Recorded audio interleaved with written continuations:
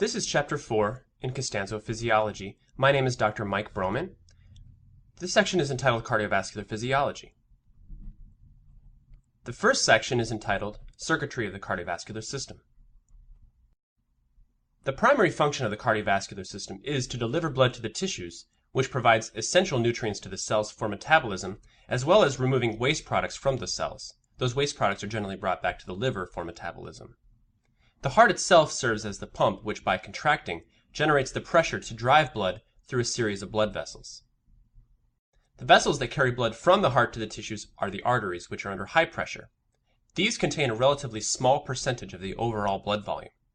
The veins, on the other hand, which carry blood from the tissues back to the heart, are under low pressure and contain the largest percentage of the blood volume.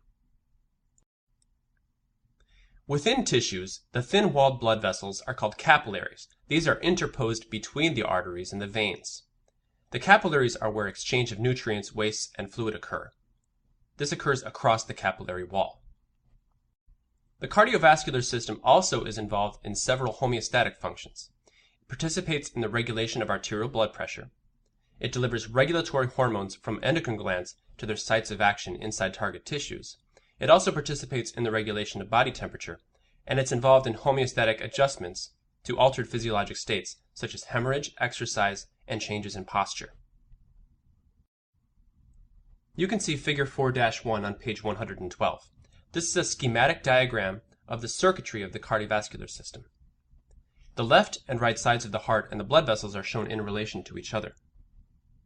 Each side of the heart has two chambers, an atrium and a ventricle, and these are connected by one-way valves. These are called the AV valves. Do not confuse the AV valves with the aortic valve. The AV valves are the tricuspid and mitral valves. These AV valves are designed so that the blood can flow only in one direction, from the atrium to the ventricle. Looking at Figure 4-1, you can see a schematic diagram that shows the circuitry of the cardiovascular system. The arrows starting at Figure 1 on the upper right of the figure show that the blood starts in the left atrium and goes to the left ventricle. 100% of the cardiac output then goes into the aorta, and this cardiac output is then divided up among different circulations, including the cerebral, coronary, renal, and so forth. All of these circulations then coalesce back into the vena cava. Both the superior and the inferior vena cava make up 100% of the venous return back to the heart. There are smaller contributions to the venous return, such as the coronary circulation, which comes back to the heart via the coronary sinus, but we'll talk about these later. The right atrium then receives blood, delivers it to the right ventricle. Right ventricle then delivers 100% of the cardiac output into the lungs. The lungs then drain into the pulmonary vein, and the blood goes back into the left atrium, and the cycle starts again.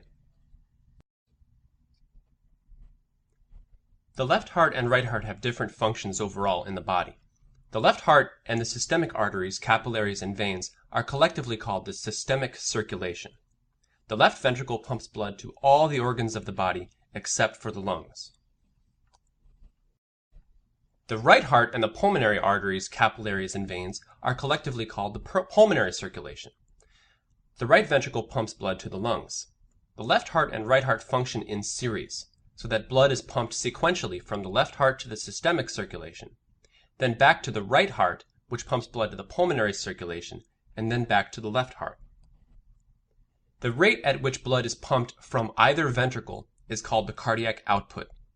Because the two sides of the heart operate in series, the cardiac output of the left ventricle equals the cardiac output of the right ventricle in the steady state.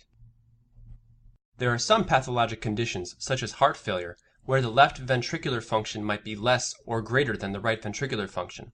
We will discuss those later.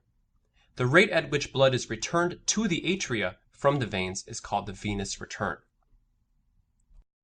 Again, because the left heart and the right heart operate in series, venous return to the left heart equals venous return to the right heart in the steady state. Remember, venous return to the right heart comes from the vena cava.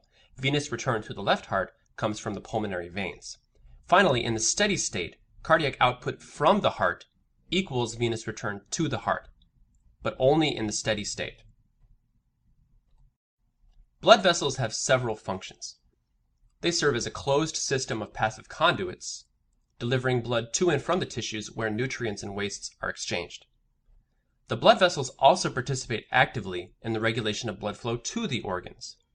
When resistance of the blood vessels, particularly of the arterioles, is altered, blood flow to that organ will also be altered.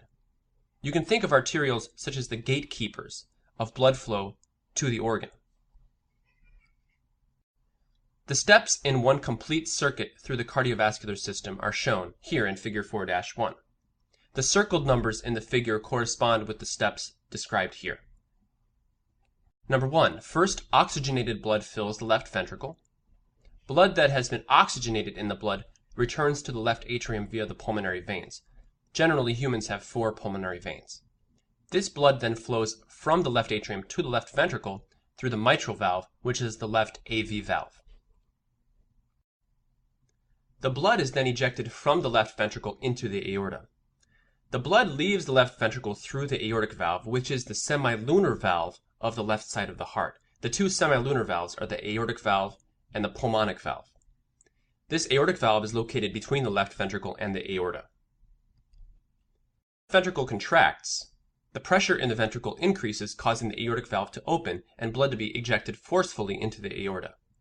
Remember, as noted previously, the amount of blood ejected from the left ventricle per unit time is called the cardiac output. This is generally in liters per minute.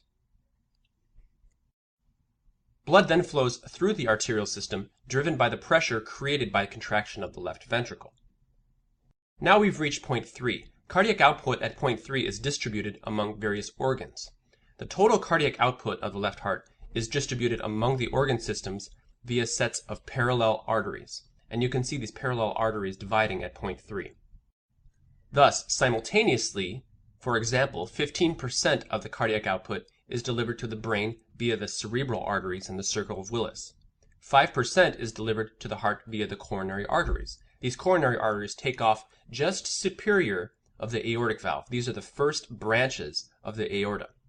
25% of the cardiac output goes to the kidneys via the renal arteries, and so forth.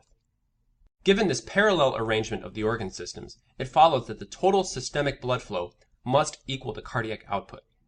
The percentage distribution of cardiac output among the various organ systems is not fixed, however. For example, in certain situations, skeletal muscle perfusion will increase from 25% in cases when a person is exercising. There are 3 major mechanisms for achieving such a change in blood flow to an organ system. In the first mechanism, cardiac output remains constant, but the blood flow is redistributed among the organ systems by the selective alteration of arteriolar resistance. This is what we discussed previously. In this scenario, blood flow to one organ can be increased at the expense of blood flow to other organs. As the perfusion of one organ system increases, another will decrease.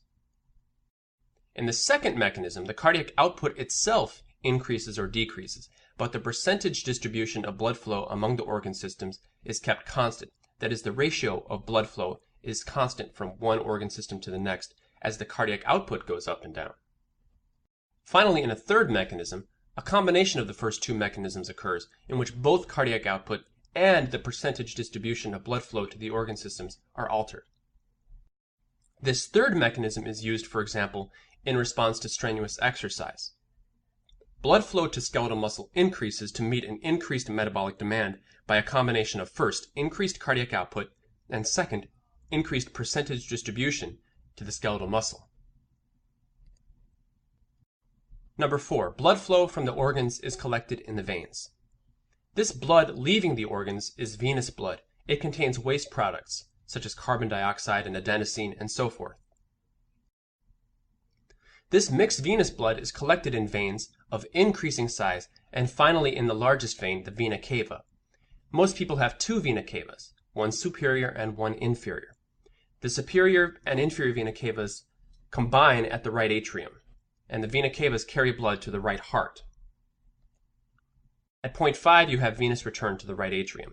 Because the pressure in the vena cava is higher than that in the right atrium fills with blood, which is the venous return. In the steady state, remember, venous return to the right atrium equals cardiac output from the left ventricle in a healthy heart.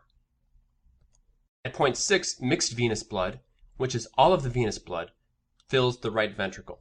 The mixed venous blood flows from the right atrium to the right ventricle through the AV valve in the right heart, which is called the tricuspid valve.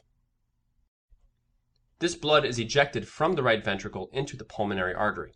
When the right ventricle contracts, the blood is ejected through the pulmonic valve, which is the semilunar valve of the right side of the heart, into the pulmonary artery, which carries this blood to the lungs. The blood in the pulmonary artery is actually true mixed venous blood because there is some venous drainage directly into the right atrium, for example, from the coronary circulation.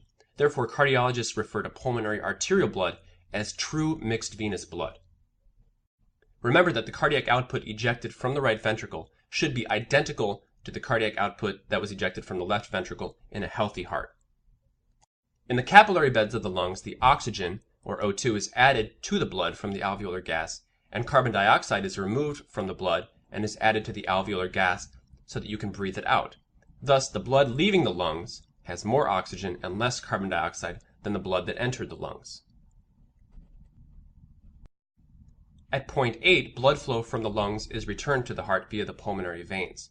Remember, humans generally have 4 pulmonary veins. This oxygenated blood is returned to the left atrium via the pulmonary veins to begin a new cardiac cycle. This concludes section 1 of the cardiovascular chapter.